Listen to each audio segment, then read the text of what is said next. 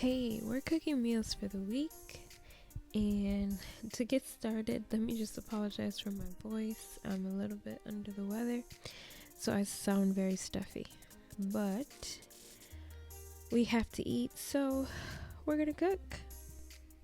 On the menu this week, we have ndizi, which is essentially plantain stew, some chicken stew, some spaghetti, and some potato and peas stew. And then I've just prepped some tomatoes and onions for all the meals that I'm gonna cook. And then we're also having chapati, which we'll eat with the chicken stew. So I try to make about 4 meals that I put in the fridge for the week.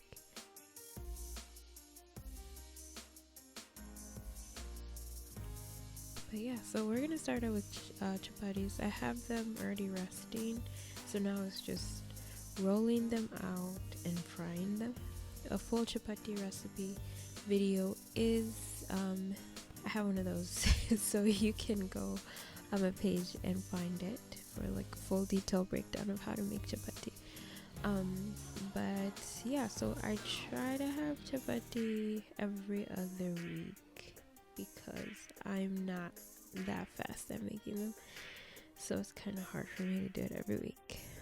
So we try to do it every other week at least, and have some chapatis. But yeah, they're fun to make, just time consuming. Alright, so I have my noodles boiling for the spaghetti, and these are the type of noodles that my kids like to eat. They can eat the like long spaghetti noodles too, but these spiral ones are easier for them to like grab with their forks because they're still toddlers. So I like to use that when I'm making spaghetti. And so while those are boiling, I'm gonna be frying up some chapati. And my husband taught me how to cook more than one chapati at a time, so I've been practicing.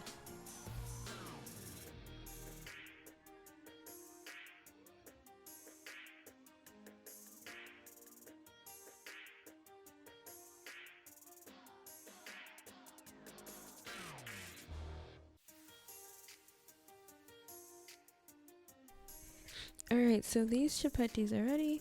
So I'm just gonna take the top 2 and put those away. And then I will add another chapati on top of this one and continue cooking. This stacking method of cooking chapatis does make it faster. Like the cooking phase of making chapatis goes a lot faster when you're cooking more than one at a time. And it does make the chapati that's in the middle really nice and soft. So I do enjoy making them this way, and I'll try to make a video on how to do that as well. So chapatis are ready. We're just gonna cover them with a paper towel and then with some foil to keep them nice and warm and soft. So that's done, and now I'm gonna work on my chicken stew. So I have onions sauteing in a couple different pots for all the different stews that I'm going to make. And then our spaghetti meat is browning, so we are good to go. I'm just gonna make sure that the spaghetti meat browns evenly, and then continue to check on my onions. And for this chicken stew, I like to cook the chickens with the onions, so I'm gonna add the chicken in now and let that cook. And I'll keep checking on my onions, make sure they're not burning.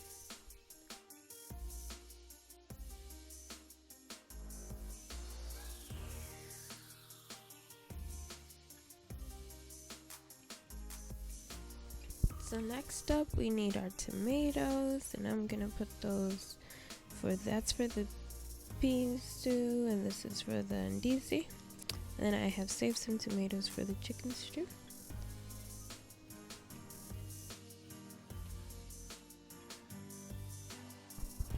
Alright, so everything is cooking well. I'm just trying to keep up with 4 burners at the same time. So it does seem a little bit stressful, but I actually kind of find it therapeutic because I know once I get these meals cooked and in the fridge, I don't have to worry about cooking for most of the week, if not the whole week. So that's why I like batch cooking and cooking for the week. I do follow some content creators that cook for the month, and I applaud them, but I can't do it. It's just too much. So I enjoy cooking for the week because I can keep all the food in the fridge, and then if I cook like a fifth meal, then I can keep that meal in the freezer. But I find cooking for the week a little bit more manageable than doing cooking for the month. So it's been working for us really well, and it really helps me because then I have time during the week to do other things, and I don't have to worry about cooking. It's just warming the stuff up.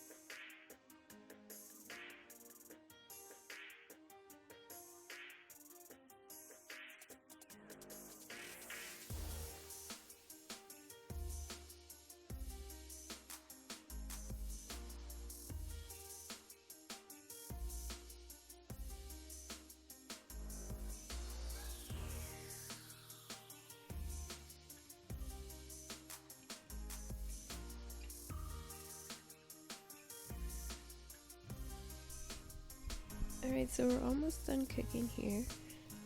It's just finalizing some of these recipes. So the ground beef needs the spaghetti sauce, the potatoes need peas, and our ndizi needs to boil until it's fully cooked, and our chicken also needs to boil until it's fully cooked. So I'm going to finalize these recipes and we should be good to go.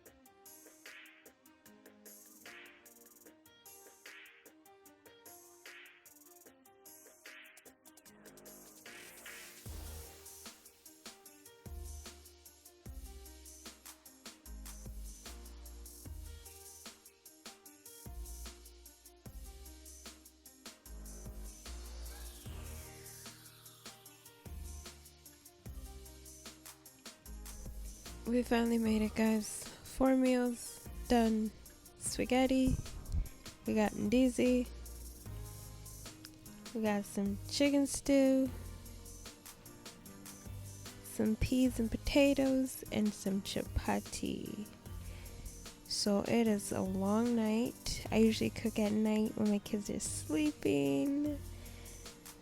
So So it's been a long night, but it's a sacrifice for the rest of the week. So I think we're good to go. So thanks for joining me. I hope you guys are able to cook for the week as well. Just try it out. If you need some inspiration, go check out my meal planning video.